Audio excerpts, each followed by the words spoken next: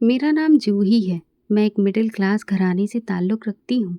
मेरे माँ-बाप ने हमेशा मुझे इज़्ज़त, शराफ़त और दूसरों के लिए चीज़ें आसान करने की परवरिश दी।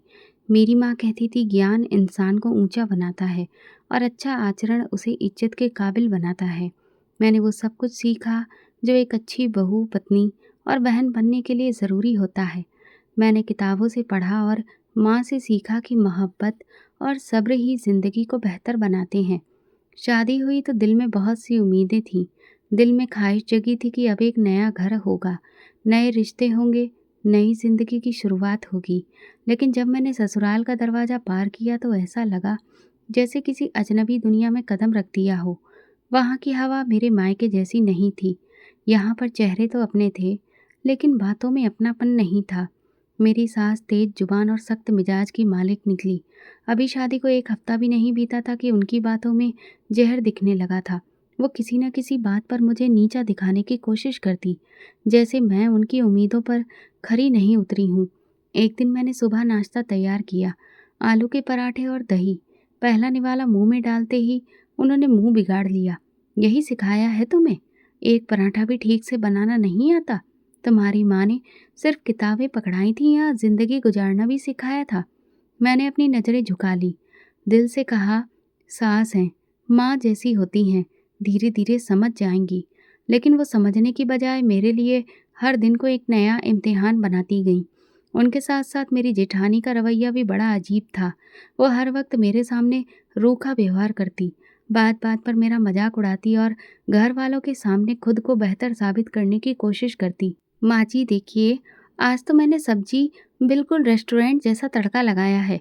ये कहते हुए वो तीखी नज़र से मेरी तरफ देखती, जैसे कह रही हो कुछ सीखो मुझसे। सास भी कहती, हाँ, तुम्हारे हाथों में तो जादू है। और एक ये है जिसे खाना बनाना तक नहीं आता। ये सब सुनकर मैं चुप हो जाती। भला क्या कहती? कई बार दिल करता कि उन्हें बता दूं, मैंने ज़िंदगी में कभी चूल्हा भी नहीं जलाया, कपड़े तक नहीं धोए। माँ ने हमेशा कहा, तुम्हारी जगह किताबों के साथ है, झाड़ू पोछा तुम्हारे लिए नहीं। लेकिन यहाँ आकर सब कुछ उल्टा था। मेरी पढ़ाई, मेरी डिग्री, मेरे सपने सब पर पानी फिर गया था। बस काम आना चाहिए, ज़ुबान बंद होनी चाहिए और हर बात पर जी माँ जी मुँह से निकलना चाहिए। एक दिन हिम्मत करके मैंने पति से बात की, क्या मम्मी हमेशा मेरे साथ ऐसा ही करेंगी? उनका लहजा, उनका रवैया, वो मेरी बात बीच में काटते हुए बोले, जूही, माँ का दिल थोड़ा नाजुक है। वो बस सख्ती से बोलती हैं, तुम थोड़ा बर्दाश्त कर लिया करो, थोड़ा सब्र करो, सब ठीक हो जाएगा। मैंने सब्र किया। दिन गुजरे, फिर हफ्ता बीता, महीने भी बीत गए, मगर कुछ भी नहीं बदला। हर दिन एक नई डांट, एक नई बेइज्जती और हर बार खामोशी मेरी जुबान पर बैठा दी जाती। एक दिन मेरी जेठानी ने खुले शब्दों में कहा, माँ जी, आपने तो ऐसी बहू लाकर घर का सत्यानाश कर दिया। ना काम ना काज, सिर्फ आंखों में आंखें डालकर बैठना आता है। सास ने ठहाका लगाया, अच्छा है, तुम जैसी होशियार बहू होनी चाहिए जो बेकार बहू की पहचान करे। मेरा दिल जैसे किसी ने मुट्ठी में जकड़ लिया हो। मैं अंदर जाकर चुपचाप रोने लगी। कभी माँ की गोद याद आती तो कभी पापा का प्यार। दिल में बार बार ये बात आती, अगर यही घर मेरे नसीब में है तो क्या मेरे सपने गुनाह थे? उसी दिन मेरे दिल में जेठानी के लिए नफरत की एक हल्की चिंगारी भड़क गई। मुझे लगा वही मेरे ऊपर होने वाले हर एक जुल्म की वजह है। वो मीठा बोलती थी, लेकिन उसकी बातों में जहर भरा होता था। वो सास को मेरे खिलाफ भड़काती और हर बार जीत जाती। ये मेरी नई कहानी की शुरुआत थी, एक नरम मिजाज लड़की जो धीरे धीरे सख्त दिल बनाई जा रही थी। और ये सब कुछ उस दिन से शुरू हुआ जिस दिन मैंने अपने ससुराल का दरवाज़ा पार किया था। वक्त आगे बढ़ता गया, लेकिन मेरे सीखने का अमल जैसे रुक गया। मैं हर रोज़ कोशिश करती कि घर के हर काम में खुद को बेहतर बनाऊं, मगर जैसे जैसे मैं मेहनत करती, वैसे वैसे मेरी सास और जेठानी का कमी निकालना बढ़ता गया। मेरी कोई भी कोशिश उनकी नज़र में कभी भी काबिल नहीं ठहरती थी। एक दिन बर्तन धोकर निपटी तो जेठानी ने प्लेट उठाकर कहा, माँ जी, देखिए, इस पर तो दाग लगा है, ये सफाई है? सास ने फिर बुलंद आवाज में कहा, बस करो जूही, तुम तो हर बार शर्मिंदा करवाती हो। अगर हम तुम्हारी जेठानी जैसी बहू लाते तो हमारा घर चमक रहा होता। पति ने कुछ भी नहीं कहा, बस नीचे देखता रहा। मुझे लगा जैसे मेरी हर कोशिश का मजाक उड़ाया जा रहा हो। उसी दिन मेरे दिल में एक लम्हे के लिए अजीब सा एहसास पैदा हुआ। मुझे लगा अगर जेठानी इस घर के लिए सच में इतनी ही बेहतर है, तो क्या मैं इस घर के काबिल नहीं हूँ? उसी दिन मेरे दिल में एक पल के लिए ये भी आया, क्या सब कुछ वही करती है? क्या मैंने कुछ भी नहीं सीखा है? अगले दिन मैंने नाश्ता बनाने की ठानी। पोहा, आलू के पराठे, चाय सब कुछ वक्त पर तैयार कर लिया। जैसे ही मैं ट्रे लेकर अंदर गई, जेठानी ने कहा, माँ जी, आज जरा जल्दी उठ गई हैं। लगता है सपने में शेफ बनने का मौका मिला है। सास ने चाय का पहला घूंट पी लिया, फिर नाक सिकोड़ कर बोली, ऐसी चाय तो कोई ट्रक ड्राइवर भी ना पिए। मैं अंदर जाकर दीवार से लगकर बैठ गई। मैं रोज कुछ नया करती, लेकिन वो उसमें कमी निकालने का कोई ना कोई नया बहाना ढूंढती। मैंने कोशिश की कि पति से बात करूं, लेकिन वो किसी न किसी परेशानी में उलझा रहता। जब भी मैं कहती, आप कुछ बोलते क्यों नहीं, तो वो बस एक ही बात कहता, तुम दिल पर मत लिया करो। अब मेरे दिल में एक अलग ही भावना पैदा हो रही थी। वो दुख से ज़्यादा तल्खी थी।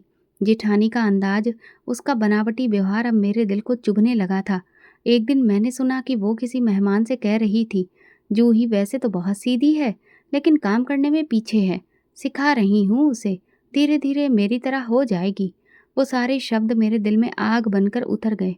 मैंने आईने में खुद को देखा और सोचा, क्या वाकई मैं इतनी नाकारा हूँ, या ये सब मेरे वजूद को ख़त्म करने का तरीका है? अब मेरा दिल सीखने से ज़्यादा ये चाहता था कि किसी दिन कुछ ऐसा हो जो उन दोनों को मेरी अहमियत का एहसास दिला दे। मैं चुपचाप सब कुछ बर्दाश्त करती रही, लेकिन अब मेरे अंदर कुछ बदलने लगा था, और मैं जान चुकी थी कि मेरा दुश्मन कोई बाहर का शख्स नहीं, बल्कि यही औरत है जो हर दिन मुझे तोड़ती जा रही है। वक्त जैसे एक ही जगह पर ठहर गया था। सुबह शाम बस एक जैसे ही थे, और ससुराल में मेरी हैसियत भी वैसी ही थी, एक नाकाम बहू जिसे ना घरदारी आई है और ना माँ बनने की खुशी मिली थी। शादी को 1 साल गुजर चुका था। पहले तो मेरी जेठानी और सास के मुंह पर मेरे कामों की खामियां थीं, लेकिन अब इसमें माँ ना बन पाने का ताना भी शामिल हो गया था। वे बात बात पर मुझे याद दिलाती, जैसे माँ ना बन पाना मेरा कोई गुनाह हो। एक दिन सास ने कमरे में दाखिल होते ही कहा, बस दुआ करो कि भगवान तुम्हें अकल भी दे दे और औलाद भी, वरना ये घर तुम्हारे नसीब में ज़्यादा दिन तक नहीं है। मैंने चुप रहना सीख लिया था, लेकिन वो खामोशी मेरे अंदर शोर मचाती रही। जेठानी के 3 बच्चे थे। बड़ी बेटी 7 साल की, दूसरा बच्चा 5 साल का, और एक नन्हा बेटा जो सिर्फ 1.5 साल का था। उन सबका हंसना, खेलना, कूदना मुझे अंदर से बेचैन कर देता था। मैं हर रोज़ उनके करीब रहकर भी उनसे दूर रहती। जेठानी जब अपने बच्चों को गोद में लेती, उन्हें प्यार करती और हंसती, तो मुझे ऐसा लगता जैसे मेरे दिल पर चाकू चल रहे हो। एक दिन मैंने जेठानी को अपने बच्चे को नहलाते हुए देखा। वो पानी में खेलते हुए कह रही थी, मेरी गोद तो हर साल भरती है, कुछ लोगों की तो किस्मत ही खाली होती है। मैं खामोशी से वहां से उठकर चली गई। मेरा दिल कह रहा था कि वो मुझे ताना दे रही है, लेकिन जुबान पर ताला लगा था। फिर मैंने डॉक्टर के पास जाना शुरू किया। शहर के सबसे बड़े अस्पताल में गई। खून की जांच हुई, रिपोर्ट सभी ठीक थी। डॉक्टर कहती, जूही सब कुछ ठीक है, बस थोड़ा वक्त लगेगा, लेकिन तुम उम्मीद रखो। पति भी मेरे साथ जाता और हर बार वापसी पर कहता, देखना भगवान के घर देर है लेकिन अंधेर नहीं। लेकिन घर जाकर जैसे सब कुछ बदल जाता। सास कहती, अगर डॉक्टर कह रही है कि तुम में कोई कमी नहीं है, तो फिर बच्चा कहाँ है? झूठ बोलने से सच कभी नहीं बदलता। एक दिन जब मैं किचन में बर्तन धो रही थी, तभी जेठानी की आवाज़ आई, माँ जी, लोग बहू इसलिए लाते हैं कि वंश आगे बढ़ाया जा सके, हमारी बहू तो सिर्फ साथ रखने के लिए है। वो ताना मेरे अंदर कहीं गहरे में उतर गया। मैं बर्तन धोते धोते अपने हाथ जोर से मार बैठी। मैं कुछ कहना चाहती थी पर कह ना सकी। मैं उन दिनों हर प्रार्थना में बस एक ही बात कहती, हे भगवान, मुझे भी माँ बनने का सुख दे दो। एक शाम मोहल्ले की किसी शादी में जाना पड़ा।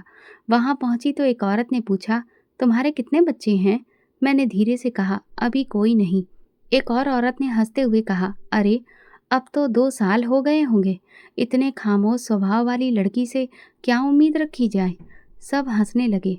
मेरी नज़रें नीचे झुक गईं। जेठानी वहीं बैठी थी, कहने लगी, जूही को बस सुकून चाहिए, वो इन सब झमेलों से बचकर चलती है। बच्चे पालना आसान नहीं है, जिम्मेदारी है। मुझे ऐसा लगा जैसे किसी ने सबके सामने मेरी इज्जत उतार कर रख दी हो। वापसी पर मैं रास्ते पर खामोश रही। पति ने पूछा, क्या हुआ? मैंने सिर्फ इतना कहा, कभी कभी लगता है मैं सबकी नज़रों में एक नाकामी हूँ। वो बोले, तुम टेंशन मत लिया करो। फिर एक दिन डॉक्टर ने कहा, जूही, हमने सारी रिपोर्ट्स देख ली हैं, सब ठीक है, सिर्फ वक्त चाहिए, उम्मीद मत छोड़ो, कोशिश जारी रखो।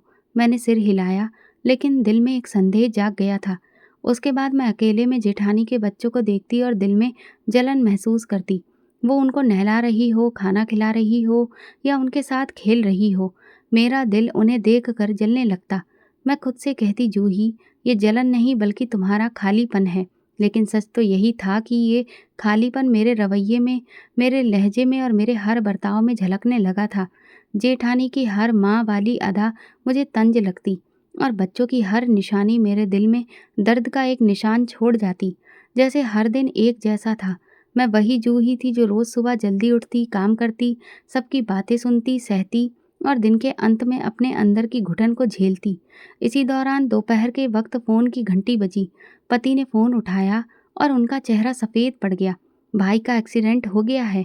उनके शब्द मेरे कानों में पड़े तो मैं 2 कदम पीछे हट गई। हम तुरंत अस्पताल पहुँचे, लेकिन देर हो चुकी थी। मेरे जेठ जेठानी के पति, अपने 3 छोटे बच्चों के बाप, एक ज़िंदगी का सहारा, अब इस दुनिया में नहीं रहे थे। घर जैसे मातम का अड्डा बन चुका था। पूरा मोहल्ला शोक में शामिल होने के लिए आ रहा था। जेठानी होशो हवास में ना रही। वो बार-बार दरवाजे की तरफ देखती और कहती, वो अभी आएंगे, बस थोड़ी देर में आएंगे। ना किसी ने उसके कंधे पर हाथ रखा तो वो ऐसे चीखने लगी, झूठ मत बोलो, मेरे पति जिंदा है, वो मुझे छोड़कर नहीं जा सकते। बच्चों को समझ नहीं आ रहा था, वे बस खामोशी से माहौल को देख रहे थे और किसी कोने में जाकर बैठ जाते थे। अंतिम संस्कार के अगले दिन मेरी सास ने चुपचाप बैठे बैठे एक ठंडी सांस ली और ज़मीन पर गिर पड़ी। उन्हें तुरंत अस्पताल ले जाया गया, लेकिन वो भी ना बच सकी। उन्हें दिल का दौरा पड़ा था, जो जानलेवा साबित हुआ। 3 दिन के अंदर घर से 2 अर्थियां उठीं। मेरे पति के कंधे झुक गए थे। हर तरफ से शोक, खामोशी और गम का साया था। मैं सबके साथ बैठी जरूर थी, लेकिन अंदर से कुछ और महसूस हो रहा था। जैसे कोई बोझ जो बरसों से मेरे कंधों पर था, वो अचानक उतर गया हो। मेरे अंदर एक अजीब सी खामोशी थी, जो सुकून जैसी लग रही थी। रात को सब सो चुके थे। मैं छत पर चली गई। ठंडी हवा चल रही थी। मैंने आंखें बंद करके दिल से एक सवाल किया, जूही, क्या तुम खुश हो? जवाब में सिर्फ खामोशी थी, लेकिन वो खामोशी किसी सुकून के जैसी लग रही थी। अगले दिन घर की जिम्मेदारी मुझ पर आने लगी थी। जेठानी जो पहले हर चीज पर अपना हुक्म चलाया करती थी, अब खुद को संभालने के काबिल नहीं रही थी। उसे दवा दी जाती और वो सोती रहती या किसी दीवार में अपना सिर मार रही होती। एक दिन बच्चों में से एक लड़की मेरे पास आकर बोली, चाची, मम्मी चुप हो गई हैं, आप खाना देंगी ना? मैंने उसे घूर कर देखा, कुछ बोले बगैर वापस पलटी और किचन में चली गई। खाना बनाया और सबको दिया, लेकिन जेठानी के कमरे में जाने का दिल नहीं किया। दिल में रोज एक नए तरह का ख्याल पैदा हो रहा था। मैं वक्त पर काम करती, सब कुछ ठीक तरीके से होता, घर साफ रहता, सब कुछ ठीक चल रहा था। बस जो जज्बात कभी मेरे अंदर हुआ करते थे, अब कहीं पीछे रह गए थे। एक दिन पति ने कहा, जूही, तुमने हालात को बहुत अच्छे से संभाल लिया है। मैंने बस इतना कहा, अब वक्त ही सिखा रहा है सब कुछ। जेठानी के बच्चे अक्सर मेरे पास आकर बैठने लगे। मैं कुछ देर उन्हें देखती और फिर काम में लग जाती। एक दिन बड़ी बेटी ने पूछा, चाची, आप हमारी माँ बन जाएंगी? मैं चौंक गई और फिर हंसकर कहा, जाओ, अपनी पढ़ाई करो। मेरे लहजे में सख्ती नहीं थी, लेकिन अपनापन भी नहीं था। मैं खुद को बदलते हुए महसूस कर रही थी। पहले हर बात पर रोना आता था, अब हर बात पर खामोशी। मैंने सोचा था कि अगर कभी मुझे मौका मिला तो मैं खुद को साबित करूंगी। अब मौका मुझे मिल चुका था। मैं घर की मालकिन बन चुकी थी। जेठानी को कोई भी याद नहीं करता, क्योंकि वो अब किसी की बात नहीं समझती थी। बच्चे खामोशी से खेलते, पढ़ते और कभी-कभी मेरे आस-पास आ जाते। मैं इत्मीनान से सोचती कि क्या ये वही घर है जहाँ मैं एक नाकारा कहलाती थी। लेकिन अब सभी काम मेरी मर्जी से होते थे और सब मेरी राय लिया करते थे। मेरे पति भी मुझ पर भरोसा करने लगे थे।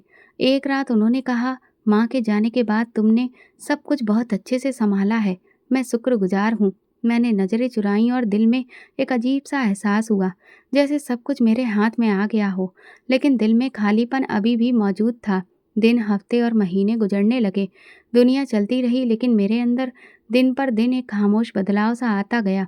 वो नरम और सहमी सी जूही अब रोज़मर्रा के मामलों में हुक्म चलाने वाली औरत बन चुकी थी। मेरे लिए घर ही एक मैदान था, जहाँ जीतने के लिए अब जज्बात की ज़रूरत नहीं थी, बस काबू और हुनर चाहिए था। सुबह सवेरे मैं खुद किचन संभालती, नाश्ता बनाती, घर की सफाई का जायजा लेती और काम वाली को हिदायत देती। जेठानी का कमरा उसकी अलग दुनिया बन चुका था। दरवाज़ा बंद होता, अंदर वो पड़ी रहती, अक्सर खामोश। कभी-कभी अपने आप से बातें करती। बच्चे अब खामोशी से ही अपने दिन गुजारने के आदी होते जा रहे थे। एक दिन बड़ी बेटी मेरे पास आकर बोली, चाची, माँ को दवा दे दो।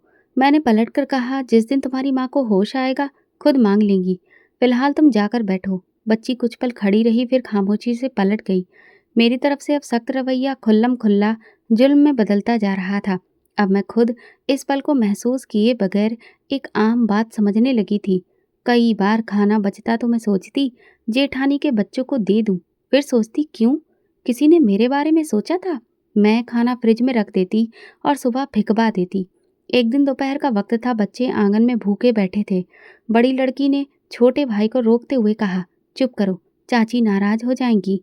ये सुनकर मैंने दरवाज़ा थोड़ा सा खोला। बच्चे आंगन में एक दूसरे का सहारा बने बैठे थे, जैसे भूख को बर्दाश्त करना उनकी आदत बन चुकी हो। लेकिन मेरे दिल ने जैसे पत्थर ओढ़ रखा था। मैं दरवाज़ा बंद करके अंदर आ गई। पति जैसे ही घर आते तो सब कुछ बिल्कुल साधारण सा दिखता। वो खाने पर बैठते, मैं उनके सामने हर चीज़ सजा देती। वो मुझसे कभी जेठानी या बच्चों के बारे में कुछ भी नहीं पूछते थे कि मैं क्या कर रही हूँ। खामोश रहना उन्हें आसान लगता था।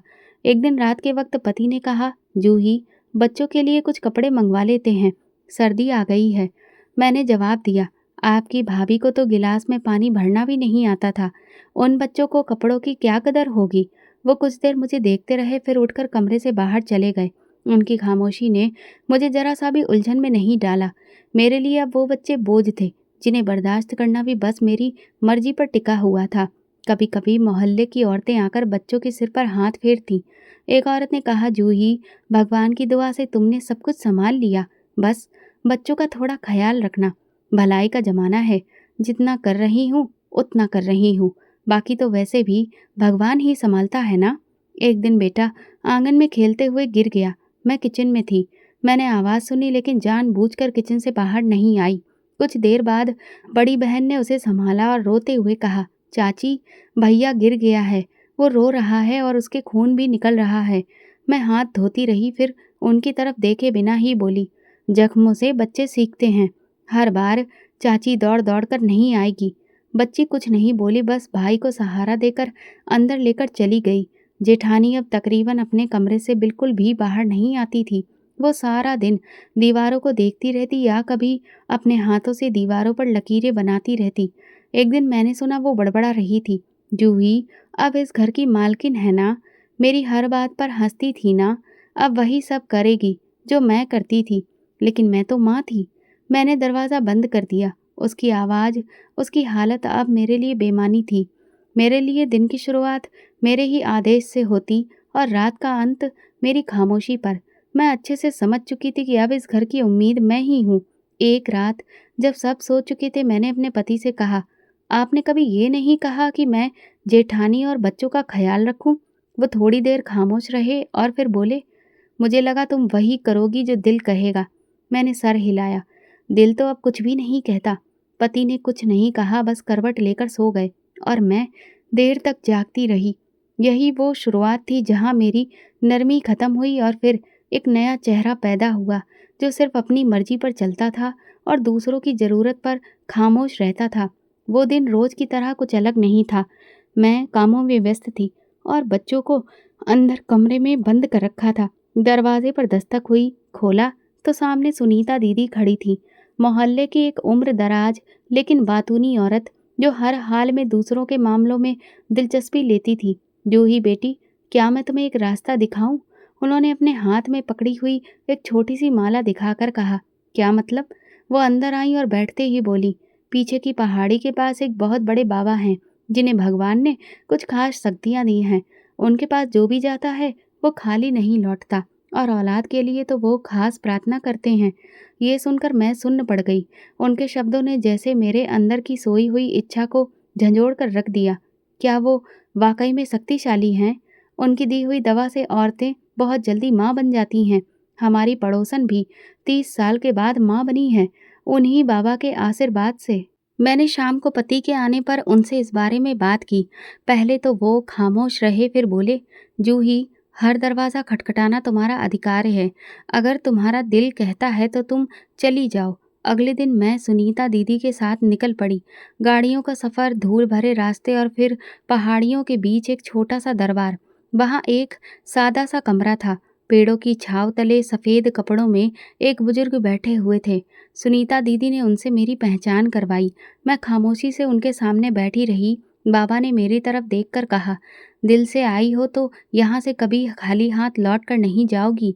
मैंने दुख भरी आवाज़ में कहा, बाबा जी, इतने साल हो गए लेकिन मेरी झोली खाली है। बाबा ने मुस्कुराकर कहा, तुम अच्छे कर्म करो तो अच्छा ही होगा।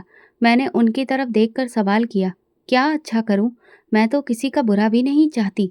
उन्होंने माला हाथ में ली और धीरे से कहा, अपने आस-पास के अनाथ बच्चों को खाना खिलाया करो। उनकी दुआ से तुम्हारी झोली भर जाएगी। उनकी कही बात मेरे दिल में उतर गई।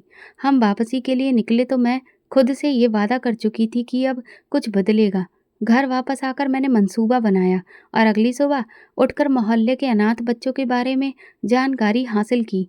जो बच्चा अनाथ था, जिसके माँ-बाप जिंदा नहीं थे, मैंने सबको अगले दिन दोपहर के खाने पर बुलाया। हर निवाले में उम्मीद और दुआ शामिल थी। फिर मैंने आंगन में चटाई बिछाई, सब बच्चों को बिठाया और अपने हाथों से खाना परोसा। वो दिन मेरे लिए अजीब था। मोहल्ले के बच्चे हंस रहे थे और शुक्रिया कह रहे थे और मैं उनकी मासूम मुस्कुराहट में दुआ तलाश रही थी। लेकिन मेरे दिल ने एक बार भी जेठानी के बच्चों की तरफ ध्यान नहीं दिया। वे तीनों कमरे के अंदर थे। उनकी आवाज़, उनकी मौजूदगी जैसे मुझसे नज़रें चुरा रही थी। बड़ी बेटी ने अंदर से झाँक कर पूछा, चाची, हम भी बाहर आ जाएं? मैंने सुना और अनसुना कर दिया। मैंने उन्हें भूखा छोड़ दिया, जैसे कि ये मेरे किसी नियम का हिस्सा बन चुका था। शाम को जब पति आए तो मैंने बड़ी खुशी से बताया, आज मैंने अनाथ बच्चों को खाना खिलाया। बाबा जी ने कहा था, अगर मैं ऐसा करूंगी तो भगवान हमें औलाद की खुशी जरूर देगा। पति ने सर हिलाकर कहा, बहुत अच्छा काम किया। ये भलाई का काम तुम्हें सुकून देगा। मैंने सुकून को दिल से महसूस किया, लेकिन वो अभी अधूरा था, क्योंकि घर के अंदर वे 3 भूखे बच्चे, जिन्हें मैंने खुद से अलग किया, जैसे दिल के कोने में बैठकर सवाल करते थे, लेकिन मैं हर बार उन्हें खामोश करवा देती। अगले दिन मैंने फिर से खाना बनाया, फिर से अनाथ बच्चों को बुलाया और फिर वही मंजर दोहराया गया। लेकिन इस बार जेठानी की बड़ी बेटी दरवाजे पर आकर बोली, चाची, हम भी तो अनाथ हैं, हमें भी तो खाना दे दो। ये सुनकर मेरा दिल एक पल को रुक गया, लेकिन मैंने खुद को काबू में रखा। मैंने उससे कहा, जाओ, अंदर जाओ, उसके लिए यहाँ पर कुछ भी नहीं है। वो खामोशी से पलट गई और मैं खाना बांटना जारी रखे थी। मेरे अंदर एक जंग जारी थी, एक तरफ दुआ की उम्मीद और दूसरी तरफ नफरत की तलखियाँ। और मैंने फैसला किया था कि मैं बाबा का हुक्म तो मानूंगी, लेकिन अपनी मर्जी के दायरे में। मैं खुद को भलाई के रास्ते पर चलाने लगी थी।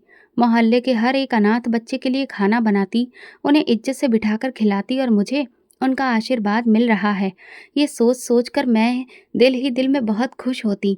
हर बच्चे की मुस्कुराहट मुझे ये यकीन दिलाती कि बाबा जी की बात सच थी। लेकिन इस सब में जिसे मैं नज़रअंदाज कर रही थी, वो मेरे अपने घर के अंदर की सच्चाई थी। मेरे जेठ की बेटी निशा बार बार मेरे पास आने की कोशिश करती। वो सुबह उठकर झाड़ू लगाती, दोपहर में अपने छोटे भाई का ख्याल रखती और मेरे आसपास किचन में मंडराती रहती। वो मेरे रवैये से सब कुछ समझ चुकी थी, लेकिन फिर भी एक उम्मीद बची रखी हुई थी। एक दिन निशा मेरे पास आई। मैं उस वक्त दाल पका रही थी।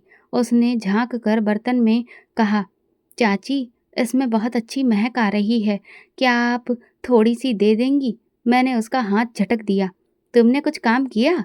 खाना ऐसे नहीं मिलता है। निशा कुछ देर वहीं खड़ी रही, फिर बोली, चाची, हमने आपसे कभी कुछ नहीं लिया, सिर्फ भूख मिटाने के लिए 2 निवाले ही मांगे हैं, वो भी आपको गुनाह लग रहे हैं। मेरी बर्दाश्त तब खत्म हो गई।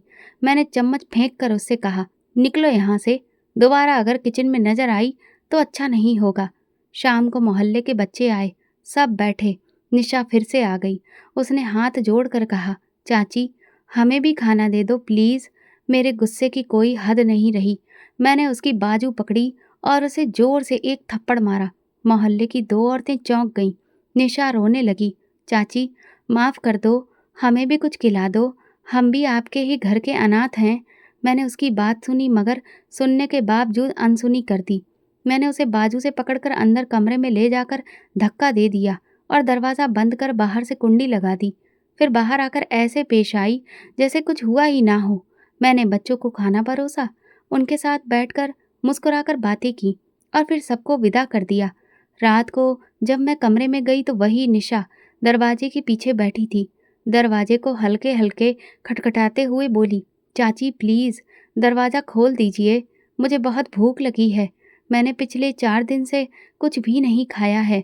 छोटा भाई भी भूखा है, उसे होश भी नहीं है। भगवान के लिए हमें कुछ दे दीजिए, हम आपके लिए भगवान से प्रार्थना करेंगे, भगवान आपको बच्चा देगा। मैंने दरवाजे की तरफ देखा और फिर वापस पलट गई।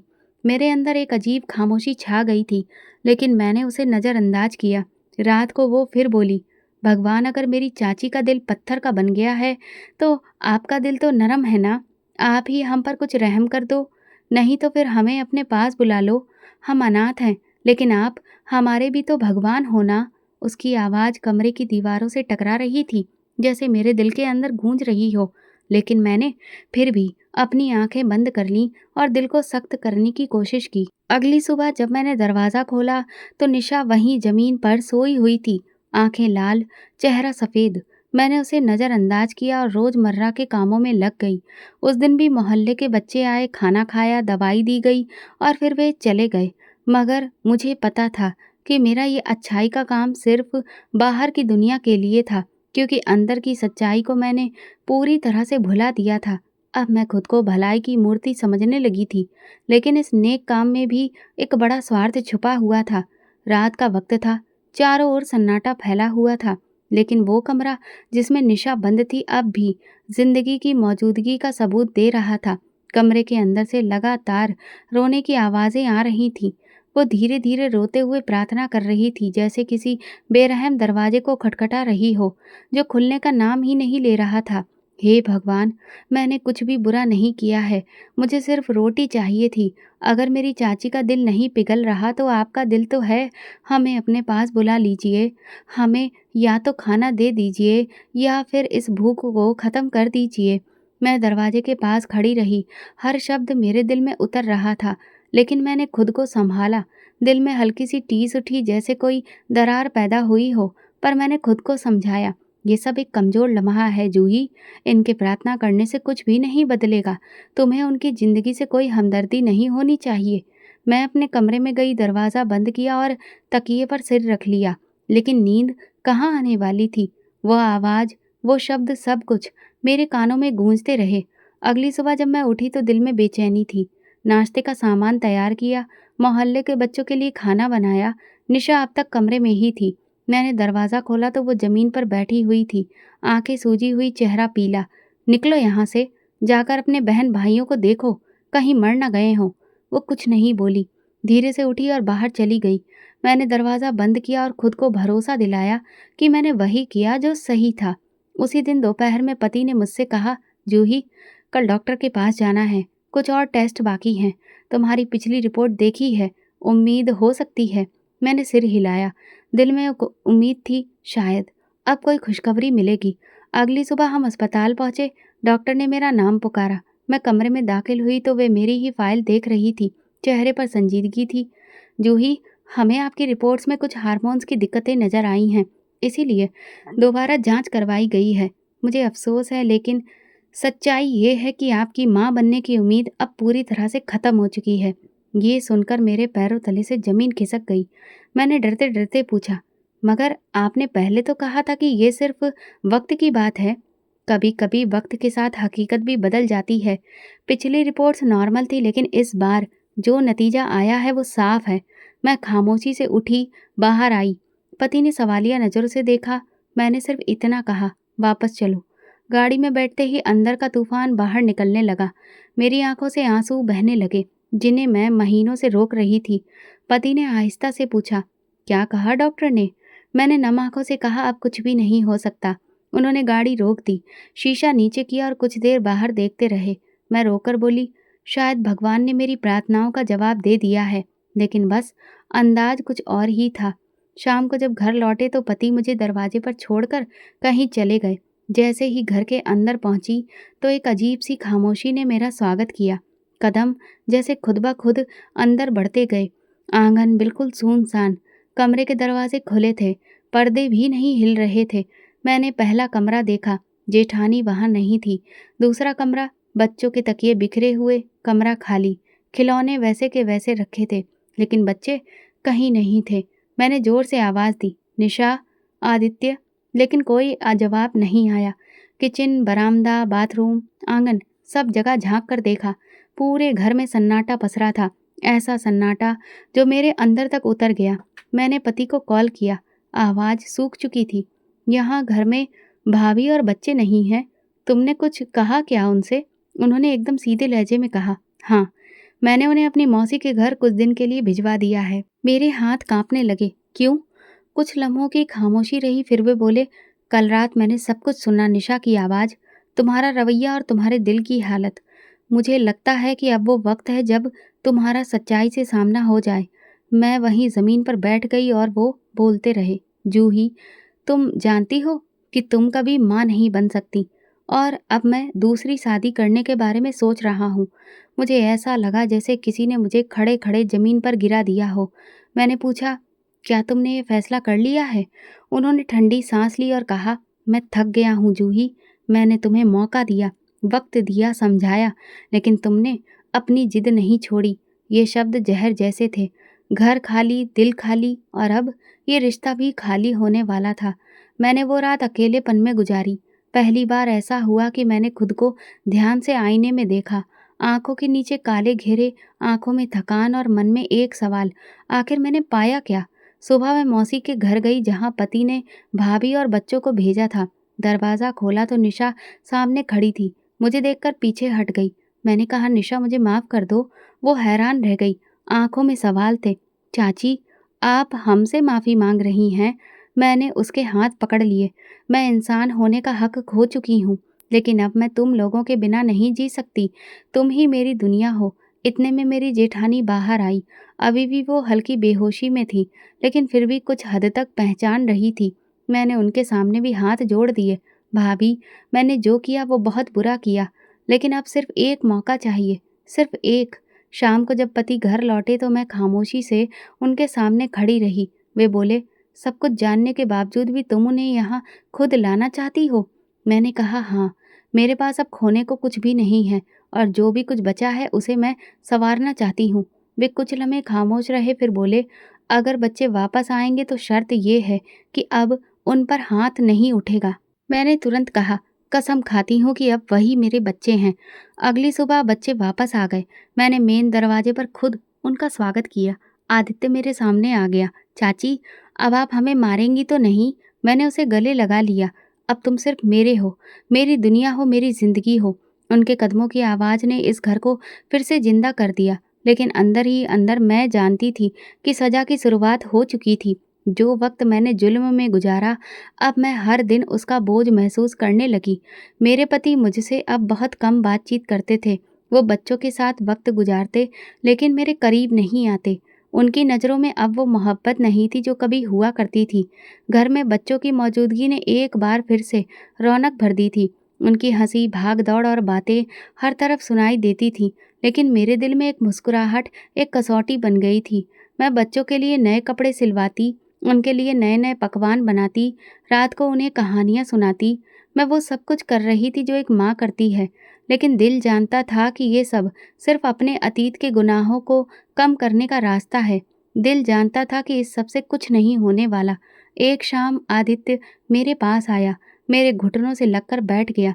चाची, आज मैंने प्रार्थना की थी कि भगवान हमें कभी आपसे अलग ना करे।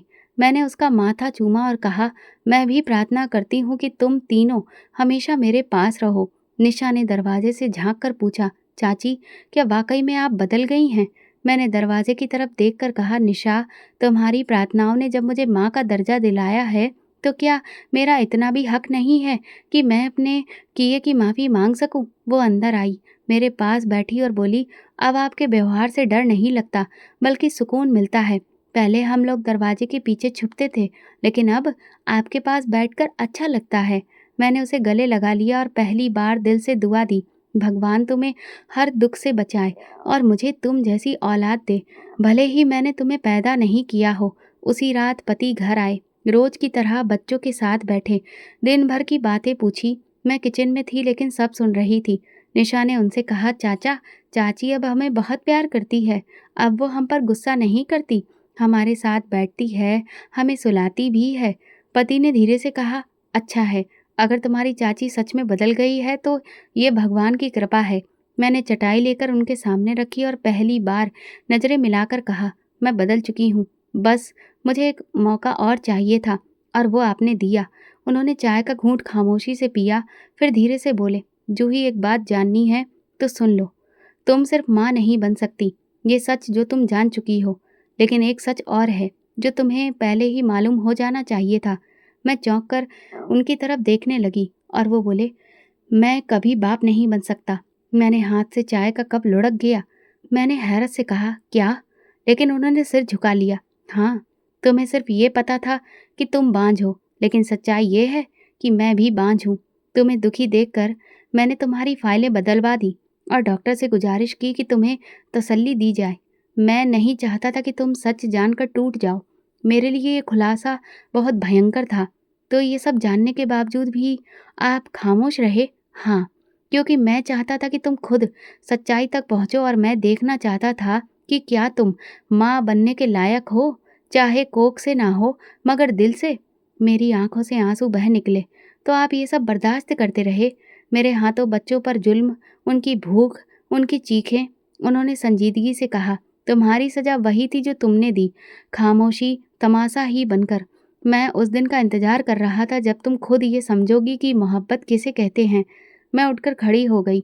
कमरे में बच्चों की आवाज़ गूंज रही थी। मैंने कहा, मुझे अब हर दिन एक कर्ज लगता है और वो कर्ज है बच्चों की मुस्कुराहट का, जो मैंने छीनने की कोशिश की थी। जूही, अब तुमने खुद को पहचान लिया है, यही काफ़ी है।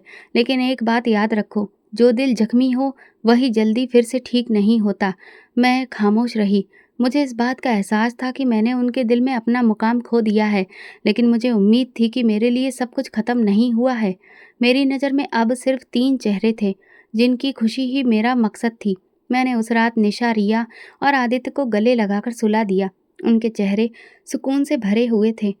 मैंने धीरे से उनसे कहा, मुझे माफ़ कर देना अगर कभी मेरा पुराना साया तुम पर पड़े। निशा ने नींद में ही कहा, चाची हमें अब आपसे डर नहीं लगता। ये बात मेरे लिए मेरी माफ़ी की शुरुआत थी।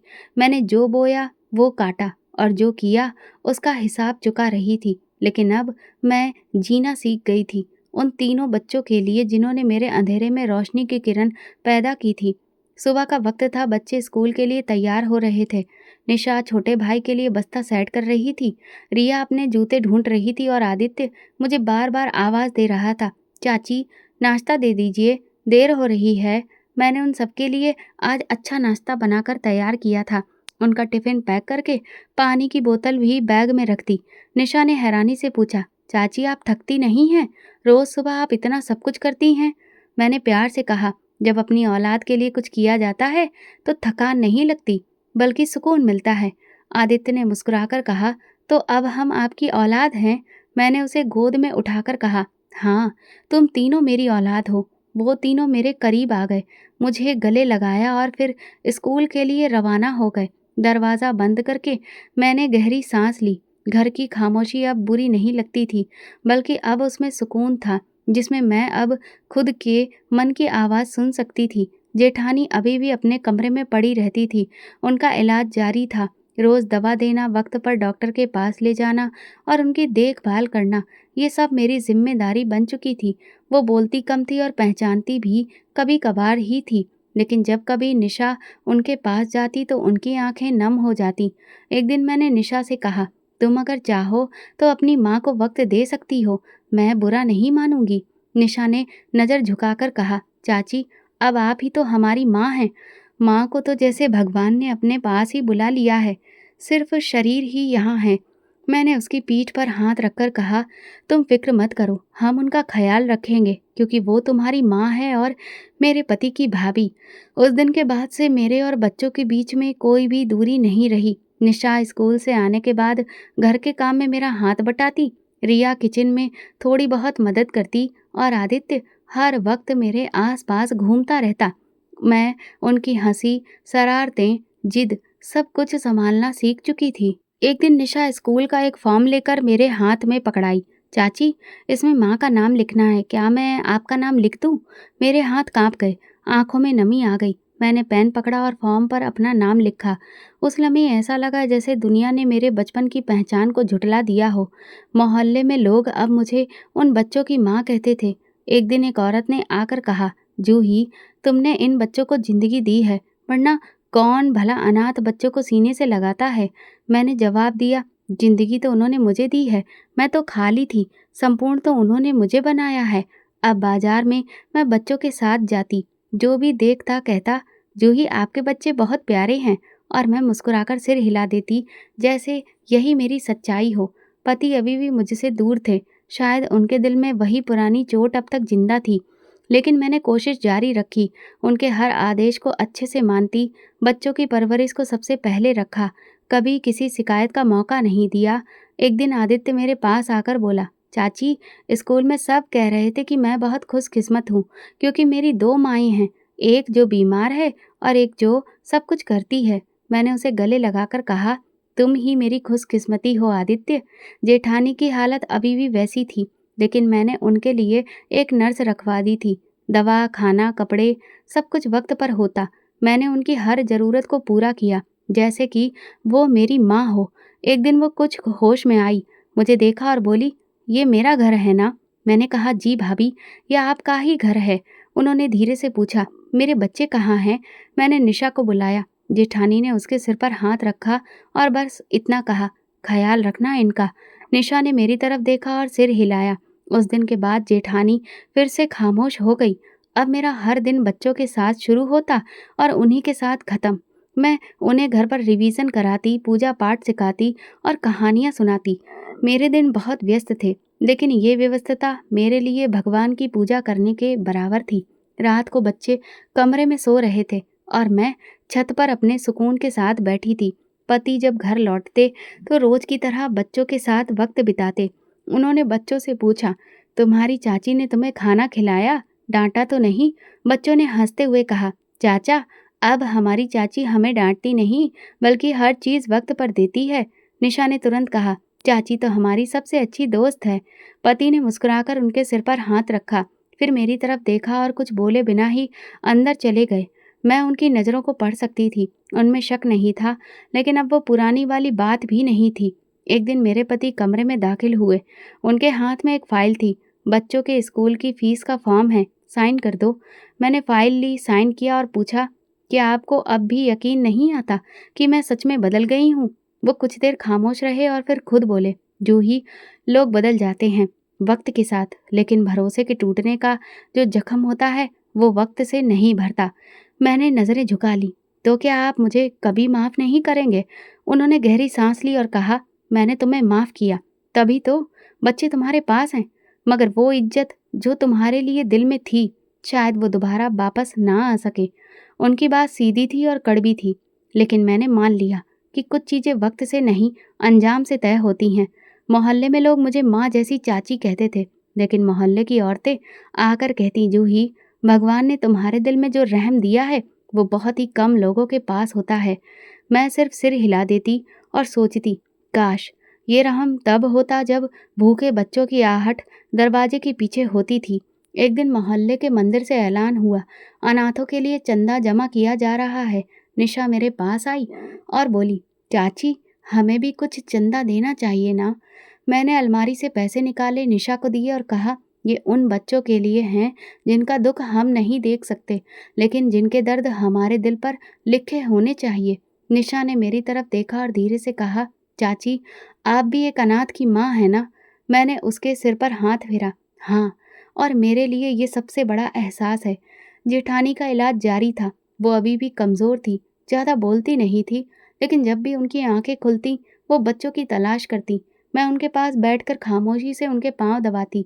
कभी-कभी वो मेरी तरफ देखती और धीरे से कहती, "तुम बहुत बदल गई हो।" एक रात मैंने अपने पति से कहा, "मैं जानती हूँ कि मैं कभी माँ नहीं बन सकी और कभी आपकी पूरी तरह से पत्नी भी नहीं बन पाई, लेकिन अब मेरे पास जो कुछ भी है, वो उन 3 बच्चों की शक्ल में है।" उन्होंने तुरंत कहा, "यही तो काफ़ी है जूही, बस उसी को निभाओ।" मैंने उनकी खामोशी में इजाज़त तलाश की, मोहब्बत नहीं। वो इजाज़त मिल गई थी, शायद इज़्ज़त भी, लेकिन सपना अभी भी अधूरा था। अक्सर रात को बिस्तर पर लेटे हुए दिल में ये ख़्याल आता, अगर मैं बच्चों से शुरू से मोहब्बत करती, तो शायद मेरा पति भी मुझे उसी नज़र से देखता, जिसका इंतज़ार मुझे आज भी है। एक दिन निशा बोली, "चाची, जब मैं बड़ी हो जाऊँगी, तो आपको खुद अपने साथ तीर्थ यात्रा पर लेकर जाऊँगी।" मैंने आसमान की तरफ देखा और सोचा, शायद मेरी तीर्थ यात्रा तो इन बच्चों की मुस्कुराहट में ही हो चुकी है। अब मेरी ज़िंदगी में सुकून था, लेकिन वो सुकून एक सबक की तरह था, जो हर दिन मुझे ये याद दिलाता कि मैंने जो अपने हाथों से बर्बाद किया, उन्हें सँवारने में कितनी उम्रें लग गईं। कहानी ख़त्म होने वाली थी, लेकिन मेरे अंदर एक कसक अभी भी थी। काश! वो सपना जिसमें पति का प्यार, उसकी इज़्ज़त और एक मुकम्मल रिश्ता था, वो कभी पूरा नहीं हो सका। लेकिन मैंने बच्चों को पा लिया, उनसे मोहब्बत करना सीख लिया, उनके लिए जीना सीख लिया। लेकिन जिस लम्हे मैंने उन पर ज़ुल्म किया था, वो लम्हा मेरे हर भलाई के काम के साथ ही चला आ रहा है और यही मेरा अंजाम था। एक माँ होने का एहसास, लेकिन एक पत्नी की नज़र में हमेशा अधूरी। मैं जान गई थी कि अनाथों के साथ जुल्म सिर्फ दुनिया से बेगाना नहीं करता, वो बर्बादी के दरवाजे भी खोल देता है। और यही मेरी ज़िंदगी का सबसे बड़ा सबक था और सबसे बड़ी सज़ा भी। अनाथ पर जुल्म करने वाला ना दुनिया में सुकून पाता है और ना अपने अंतिम समय में माफ़ी। मोहब्बत, रहम और इंसाफ की वो अमल है जो इंसान को वाकई में संपूर्ण बनाते हैं। तो दोस्तों, अगर आपको हमारी कहानी पसंद आई हो, तो कमेंट करके ज़रूर बताएं और वीडियो को लाइक करें और ज़्यादा से ज़्यादा शेयर करें। अगर आप चैनल पर नए हैं तो सब्सक्राइब ज़रूर करें और नोटिफिकेशन बेल दबाएं ताकि अगली अपडेट सबसे पहले आपको मिले। धन्यवाद।